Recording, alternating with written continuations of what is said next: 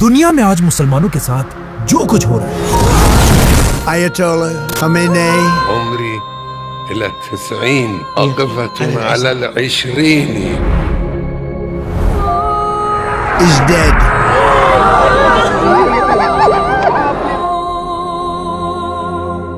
इस सब के बारे में आज से 1400 साल पहले एक दिन आप सल्लल्लाहु अलैहि वसल्लम ने सहाबा से कहा, दुनिया में एक वक्त ऐसा आएगा कि जब दुनिया की बाकी कौम We have the right man, we have the right leader of Israel. मिलकर मुसलमानों पर ऐसे हमले करेंगे We have hit hundreds of targets in Iran. जैसे कि लोग मिलकर किसी खाने की दावत पर जाते हैं। जिस पर एक सहाबी ने आप सल्लल्लाहु अलैहि वसल्लम से पूछा कि क्या हम मुसलमान उस दिन दुनिया में बहुत कम होंगे, इसलिए ये लोग हम पर ऐसे हमला करेंगे। लेकिन आप सल्लल्लाहु अलैहि वसल्लम ने कहा नहीं, बल्कि उस वक्त तो मुसलमान दुनिया में बहुत ज्यादा होंगे, लेकिन तुम मुसलमानों की दुनिया में मिसाल ऐसी होगी जैसे किसी पानी पर गंध और झाग पड़ी हुई होती है।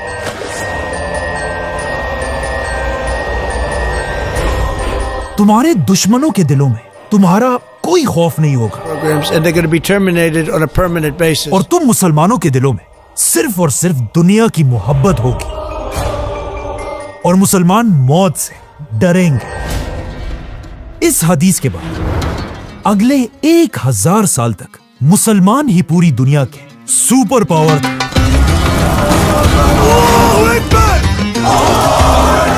और इन 1000 सालों के दौरान पूरी दुनिया की कौम मुसलमानों की ताकत और फौजों से कांपती थी। और मुसलमान दुनिया के सुपर पावर इसलिए थे क्योंकि उस जमाने में दुनिया के सारे बड़े साइंटिस्ट मुसलमान ही थे। दुनिया की बेस्ट टेक्नोलॉजी मुसलमानों के पास थी और पूरी दुनिया मुसलमानों को ही फॉलो करती थी। इसीलिए इन 1000 सालों में हमेशा दुनिया में कोई ना कोई मुसलमान दुनिया का सबसे ताकतवर इंसान होता था। लेकिन आखिर 1000 साल बाद दुनिया में मुसलमानों की एक नई एम्पायर सामने आई और यही एम्पायर मुसलमानों की आखिरी सुपर पावर थी और इस एम्पायर का नाम था उस्मानिया खिलाफत। अब यहां तक तो सब ठीक था, लेकिन यहां पर जब उस्मानिया खिलाफत अपनी ताकत की पीक पर आखिर उस्मानिया खिलाफत ने मुसलमानों की हिस्ट्री की सबसे बड़ी गलती की। उस्मानिया खिलाफत के दौर में अचानक यूरोप में एक नई टेक्नोलॉजी इजाद हुई जिसका नाम था the printing press. I did it. ये एक ऐसी मशीन थी जिससे किताबें तेजी से प्रिंट की जा सकती थी और आहिस्ता आहिस्ता ये मशीन पूरे यूरोप में फैल गई और इस मशीन ने यूरोप को हमेशा के लिए बदल दिया। मतलब जो आदमी इससे पहले कई दिनों में अपने हाथों से एक किताब लिखता था, अब वो आदमी उतने ही दिनों में 100 किताबें प्रिंट करने लगा। तो ऑफ कोर्स इसी मशीन की वजह से यूरोप के हर घर तक किताबें पहुंचने लगी। लेकिन जब यह मशीन उस जमाने की सुपर पावर उस्मानिया खिलाफत तक पहुंची, उस्मानिया खिलाफत के स्कॉलर्स और उलमा ने कहा कि यह टेक्नोलॉजी प्रिंटिंग प्रेस हराम है।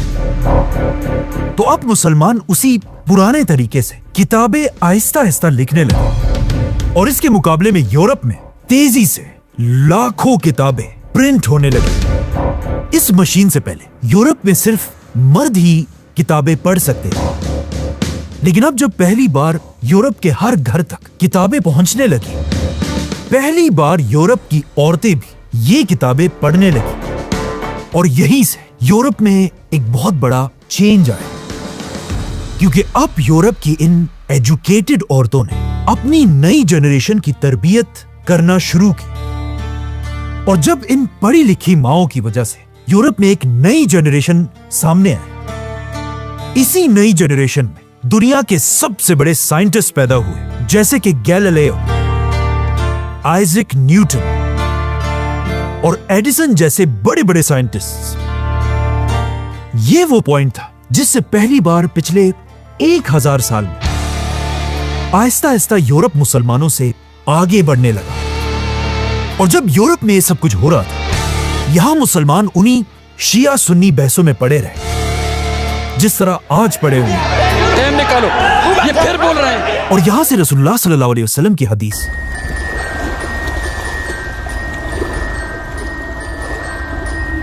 के पूरे होने का वक्त शुरू हुआ, क्योंकि पहली बार यूरोप के बादशाहों के दिलों से मुसलमानों का खौफ आहिस्ता आहिस्ता निकलने लगा। क्योंकि आहिस्ता आहिस्ता दुनिया की सारी टेक्नोलॉजी यूरोप और अमेरिका में बनने लगी और मुसलमान बस आपस में बहसें करते रहे। और अब जब मुसलमानों के हाथों से आहिस्ता आहिस्ता ताकत जा रही थी, अचानक आउट ऑफ नोवेयर मुसलमानों पर तारीख का सबसे बड़ा अजाब आया, वर्ल्ड वॉर 1।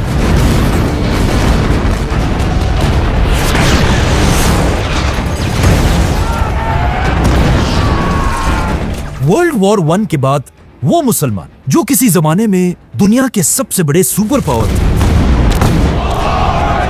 अब इस जंग के बाद यूरोप के बादशाहों ने मुसलमानों की एक एक कंट्री को खिलौनों की तरह बांट दिया। आपस में ऐसे बांट दिया जैसे किसी दावत पर खाना बांटा जाता है। और फिर इन सुपर पावर्स ने मिलकर पहली बार मुसलमानों के फलस्तीन में एक नई रियासत बनाई, इजराइल।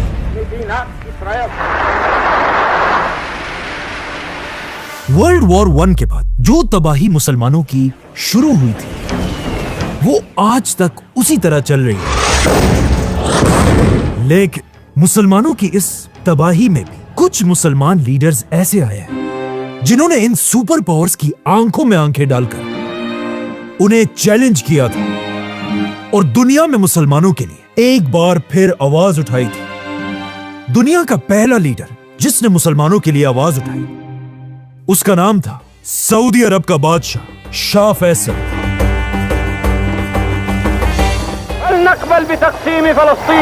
शाह फैसल ने आते ही सबसे पहले अपने मुल्क की इकोनॉमी को ठीक किया और जैसे ही इकोनॉमी ठीक हुई, शाह फैसल ने सारे मुसलमानों को यूनाइट करने के लिए दुनिया की सबसे बड़ी इस्लामिक कॉन्फ्रेंस बनाई। सारी इस्लामी दुनिया के मुक़्तदर रहनुमाओं को। और आखिर जब फैसल की ताकत अपनी पीक तक पहुंची, शाह फैसल ने अरब मुल्कों को यूनाइट करके इजराइल पर हमला कर दिया। अरब की फौजें हर तरफ से इजराइल के अंदर घुस गई और पहली बार ऐसा लगने लगा कि इजराइल ये जंग शाह फैसल से हार जाएगा। लेकिन ऑफ कोर्स, जैसे कि हमेशा होता है, इजराइल को बचाने के लिए एक बार फिर उसका बाप अमेरिका सामने आया, जिसके बाद इजराइल अमेरिका की मदद से अरबों से ये जंग जीत गया। और शाह फैसल बहुत कोशिश के बाद भी ये जंग हार गए। लेकिन हारने के बाद फैसल चुप नहीं बैठा, बल्कि उसने अमेरिका और इजराइल के खिलाफ अपना सबसे बड़ा वेपन निकाला। शाह फैसल ने ऐलान किया कि आज के बाद इजराइल और उसके हैंडलर्स को अरब के तेल का एक कतरा भी नहीं बेचा जाएगा। शाह फैसल के इस एक हुक्म से पूरी दुनिया की इकोनॉमी तेजी से गिरने लगी, जिसका सबसे बड़ा नुकसान सुपर पावर अमेरिका को। तो अब जब शाह फैसल इतनी आसानी से इजराइल और अमेरिका को धमकियां दे रहा था, अचानक इसके कुछ ही अरसे बाद शाह फैसल के अपने ही भतीजे ने धोखा देकर उन्हें गोली मारकर शहीद कर दिया। शाह फैसल के मरने से पूरी दुनिया में मुसलमान ऐसे ही खफा थे जिस तरह आज आयतुल्लाह खामेनाई के जाने से। और एक टीवी पर एंकर रो रो कर कह रहा था कि आज मुसलमान दुनिया का बाप मर चुका है। शाह फैसल के बाद अब मुसलमान दुनिया में ऐसा कोई भी लीडर नहीं था जो मुसलमानों के लिए आवाज उठाए। और शाह फैसल के बाद ऐसा लग रहा था कि कोई भी मुसलमान लीडर अब अमेरिका को धमकी देने की कभी भी गलती नहीं करेगा। लेकिन ऐसा नहीं हुआ, क्योंकि जैसे यहां सऊदी में शाह फैसल को मारा गया, सऊदी अरब के पास ही एक मुल्क ईरान में एक नया लीडर तेजी से सामने आ रहा था। ईरान के लोग आहिस्ता आहिस्ता अपने बादशाह से नफरत करने लगे थे और सब इस आदमी को अपना नया लीडर मानने लगे थे।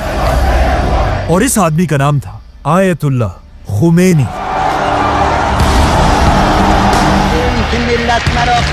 खुमैनी अपने लोगों को समझाया करता था कि इस्लाम सिर्फ मस्जिदों और घरों में बैठकर इबादत करने का नाम नहीं है, बल्कि इस्लाम का मतलब यह भी है कि मुसलमान अपने जमाने के सुपर पावर के तख्तों को तोड़ डालें। इसीलिए शाह फैसल के जाने के सिर्फ 4 साल बाद खुमैनी ने ईरान के बादशाह को भगाकर पूरे ईरान को अपने कंट्रोल में लिया। और खुमैनी इतना बड़ा लीडर था कि जब उसका जहाज ईरान में लैंड हुआ, खुमैनी को वेलकम करने के लिए 70 लाख लोग खड़े थे। खुमैनी मुसलमान दुनिया का वो अकेला लीडर था जिसे कोई भी सुपर पावर कंट्रोल नहीं कर सकती थी। और खुमैनी खुद भी बार बार अमेरिका की आंखों में आंखें डालकर उन्हें धमकियां दिया करता था। इसीलिए पहले दिन से अमेरिका और इजराइल किसी तरह खुमैनी से अपनी जान छुड़ाना चाहते थे और आखिर उन्हें इसका रास्ता मिल गया। ईरान के पास ही एक मुल्क इराक में भी एक नया लीडर सामने आया, सद्दाम हुसैन।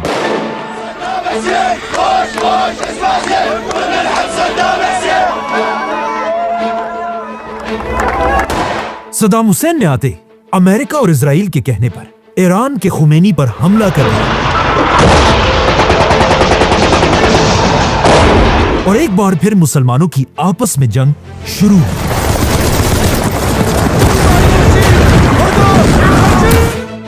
सद्दाम हुसैन का हमला इतना बड़ा था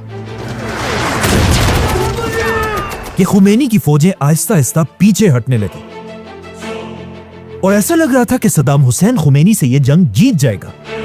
यहां तक कि सद्दाम हुसैन ने खुमैनी को टीवी पर आकर दज्जाल भी कहा। अब जब सद्दाम और खुमैनी की यह जंग चल रही थी, अचानक ईरान में सद्दाम हुसैन को सपोर्ट करने वाले एक ग्रुप ने ईरान के प्रेसिडेंट पर हमला किया, जिससे ईरान का प्रेसिडेंट मर गया। इस हमले में खुमैनी का एक और भी स्टूडेंट बुरी तरह जख्मी हुआ था और उसका हाथ इस हमले से हमेशा के लिए पैरालाइज हो चुका था। इस स्टूडेंट का नाम था अली खामेनाई। तो अब जब ईरान का कोई भी प्रेसिडेंट नहीं था, इसीलिए जंग के दरमियान ही दोबारा प्रेसिडेंट के इलेक्शंस कराए गए और ये इलेक्शंस खुमैनी का यही स्टूडेंट अली खामेनाई जीत गए और पूरे ईरान का प्रेसिडेंट बन गए। अली खामेनाई के प्रेसिडेंट बनते जब उनसे एक इंटरव्यू लिया गया और उसमें पूछा गया कि आपका दुनिया में सबसे बड़ा दुश्मन कौन है? Who is your worst enemy, Mr. President? इस वक्त ईरान एक मुसलमान मुल्क इराक से जंग में था, लेकिन इराक के साथ जंग में होने के बावजूद भी खामेनाई ने इराक का नाम नहीं लिया, बल्कि कहा हमारा सबसे बड़ा दुश्मन है अमेरिका। तो अब खुमैनी और खामेनाई मिलकर इराक के सद्दाम हुसैन के साथ लड़ने लगे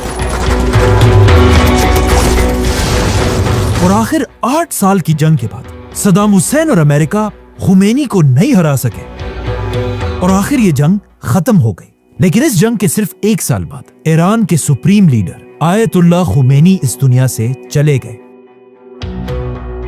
और खुमैनी का जनाजा इतना बड़ा था कि इस जनाजे में 1 करोड़ लोग शामिल थे, जो दुनिया का सबसे बड़ा रिकॉर्ड था। खुमैनी के जाने के बाद अब पूरे ईरान में एक कंफ्यूजन थी कि ईरान का नया सुप्रीम लीडर अब कौन होगा। इसीलिए ईरान के सबसे बड़े स्कॉलर्स की एक बहुत बड़ी मीटिंग हुई और सब ने मिलकर खुमैनी के स्टूडेंट अली खामेनाई को ईरान का नया सुप्रीम लीडर बनाया। जैसे ही खामेनाई ईरान का सुप्रीम लीडर बना, खामेनाई के सामने उसकी जिंदगी के 2 सबसे बड़े मसले आए। पहला मसला यह था, अमेरिका ने बहाने बनाकर ईरान के पास सारे Muslim countries Qatar, UAE, Saudi, Iraq सब में अपने बड़े बड़े मिलिट्री बेसिस बनाए और इन मुसलमान कंट्रीज ने आराम से अमेरिका को अपने कंट्रीज के अंदर आने की इजाजत दी। तो अब अमेरिका के इन बेसिस ने ईरान को हर तरफ से घेर लिया। यह तो था खामेनाई का एक बड़ा मसला। लेकिन दूसरा मसला यह था कि जब खामेनाई सुप्रीम लीडर बना, उसके कुछ ही अरसे बाद ईरान से बहुत दूर इजराइल का भी एक नया लीडर तेजी से सामने आ रहा था और इजराइल का यह लीडर आगे जाकर खामेनाई की जिंदगी का सबसे बड़ा दुश्मन बना और इस लीडर का नाम था बेंजामिन नेतन्याहू।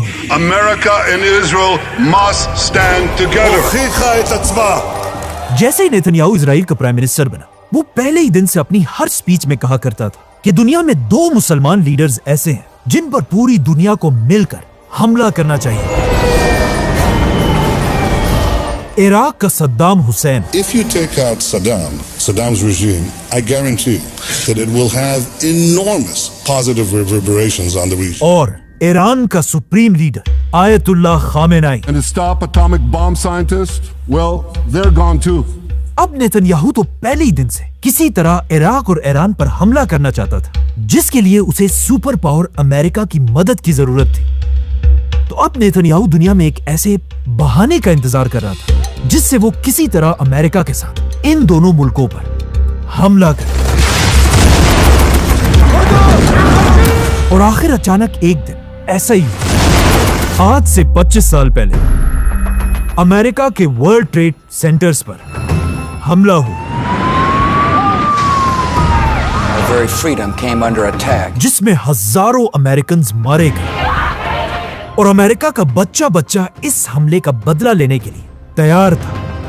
तो अब इस हमले के बाद पूरी दुनिया को यह बात क्लियर हो चुकी कि अमेरिका अब एक जख्मी शेर की तरह दुनिया में किसी पर भी कभी भी हमला कर सकता है। And we responded with the best of America. तो सबसे पहले अमेरिका ने अफगानिस्तान पर हमला किया। The United States military has begun strikes in Afghanistan. लेकिन जब अमेरिका अफगानिस्तान में बिजी था, इजराइल का नेतन्याहू बार बार अमेरिका पर प्रेशर डाल रहा था कि वो अफगानिस्तान के साथ साथ इराक के सद्दाम हुसैन पर भी हमला करे। The nuclear threat from Iraq. I think the choice of Iraq is a good choice. It's the right choice.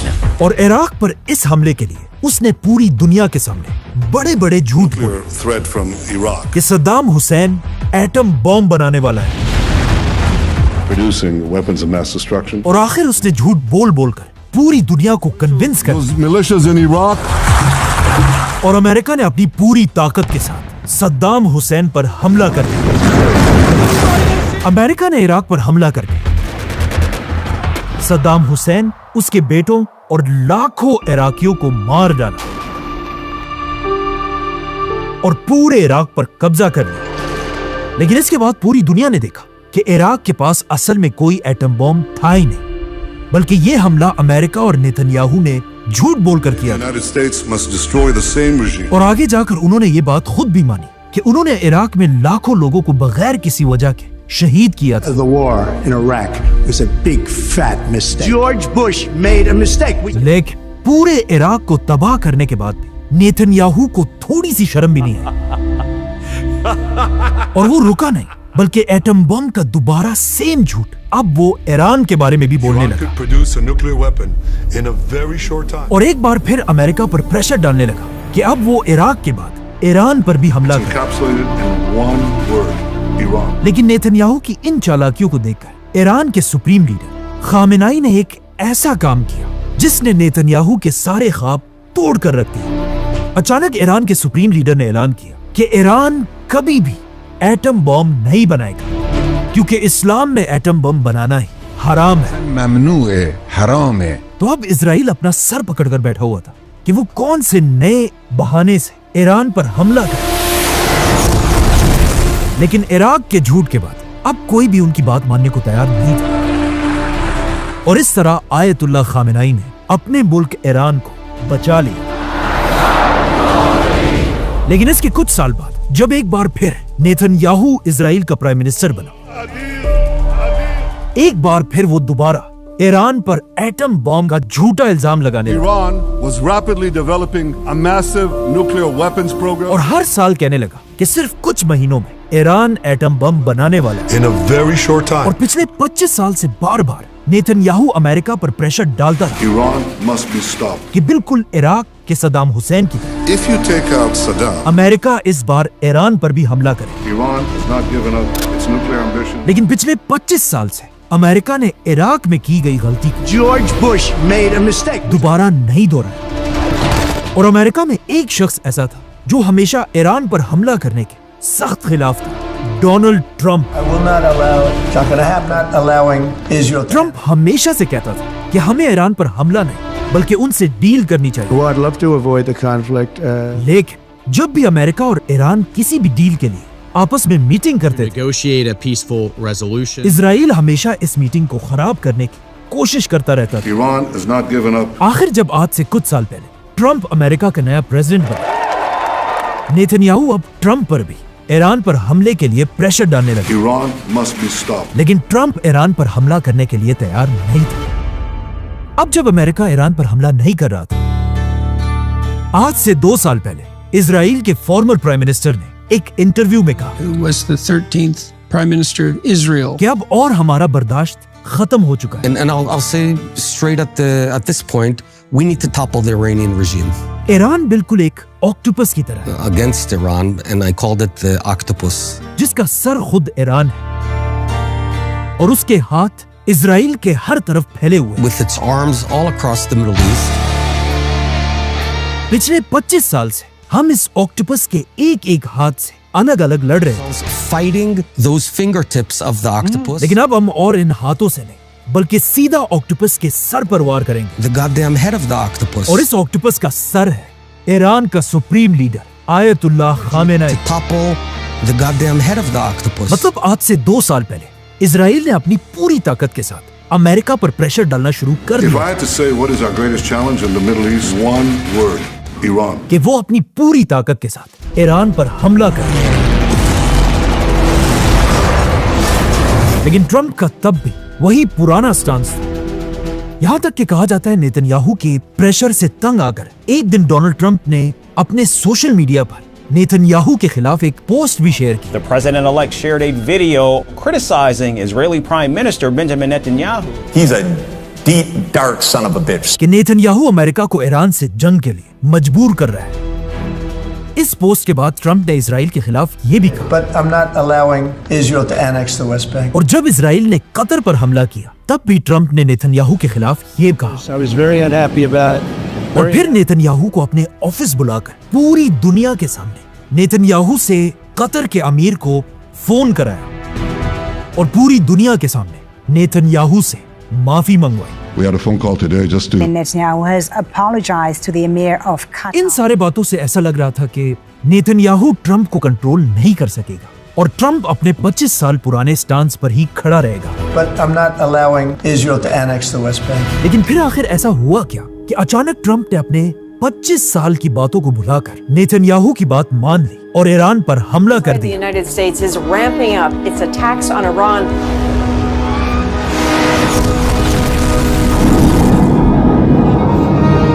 जब ट्रंप नेतन्याहू की बातों को मानने के लिए तैयार नहीं था, अचानक अमेरिका में एक बहुत बड़ा स्कैंडल सामने आया, The Epstein Files. Controversial Epstein Files. Releases of the Epstein Files. Documents from the Epstein Files. In files में दुनिया के बड़े बड़े लोग एक्सपोज हुए, जैसे कि बिल क्लिंटन, बिल गेट्स और डोनाल्ड ट्रंप,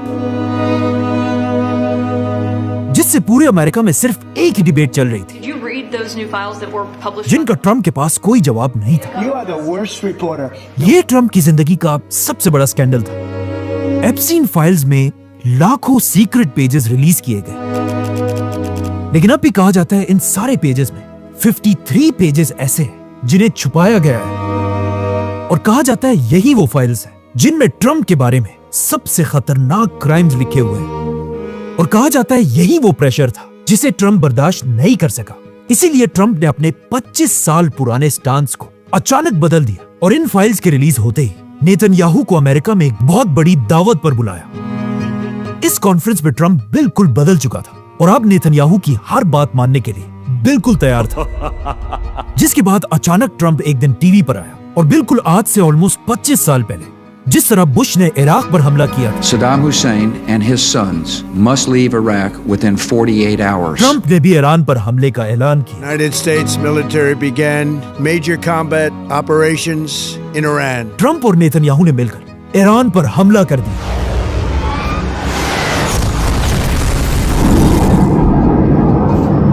और पहले ही दिन ईरान के एक स्कूल में 160 बच्चियों को शहीद कर दिया। और जैसे ही जंग शुरू हुई, ईरान को भी फाइनली मौका मिला कि वो अमेरिका के उन बेसिस को टारगेट करे जो इससे 40 साल पहले अमेरिका ने मुसलमान कंट्रीज में बनाए थे। कुछ लोग आज ये भी कह रहे हैं कि ईरान क्यों इन मुसलमान कंट्रीज पर हमला कर रहा है, लेकिन सवाल ये नहीं है कि ईरान क्यों इन कंट्रीज पर हमला कर रहा है, बल्कि सवाल ये है कि आखिर 40 सालों से इन मुसलमान कंट्रीज ने अमेरिका की फौज को अपने मुल्कों में रहने की इजाजत क्यों दी है। ये वही बेसिस थे जिनसे अमेरिका पूरी मुसलमान दुनिया को हर वक्त धमकाता रहता था। Major combat operations in Iran. इसीलिए आज ईरान ने एक एक करके इन सारे बेसिस पर हमला किया।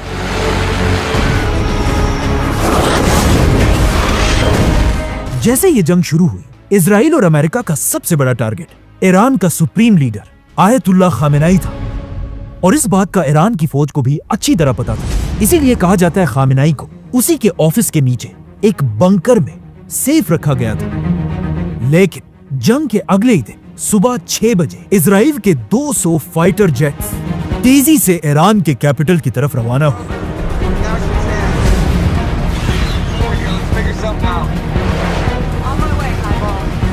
इन जहाजों में ऐसे एडवांस्ड मिसाइल्स लगे हुए थे जो फटने से पहले पूरी की पूरी बिल्डिंग्स को चीर कर अपने टारगेट तक पहुंचते हैं। इसीलिए इन मिसाइल्स को कहा जाता है बंकर बस्टर्स।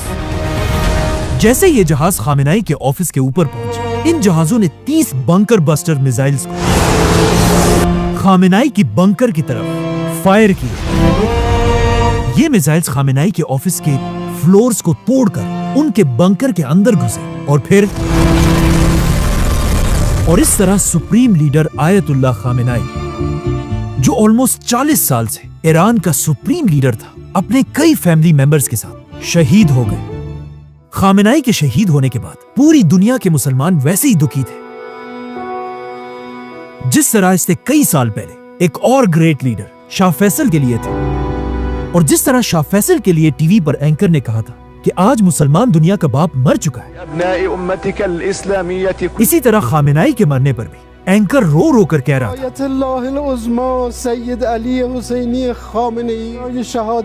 आज दुनिया में 2 बिलियन मुसलमान हैं और इनके मुकाबले में छोटा सा इजराइल, जिसने मुसलमान दुनिया के सेंटर में घुसकर एक बार फिर मुसलमान लीडर को मार डाला। Ayatollah Khamenei is dead. और दुनिया के 2 बिलियन मुसलमान कुछ नहीं कर सके।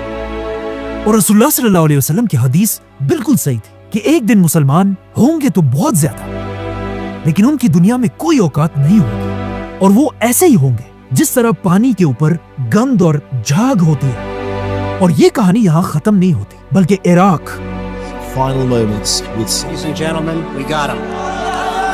लिबिया,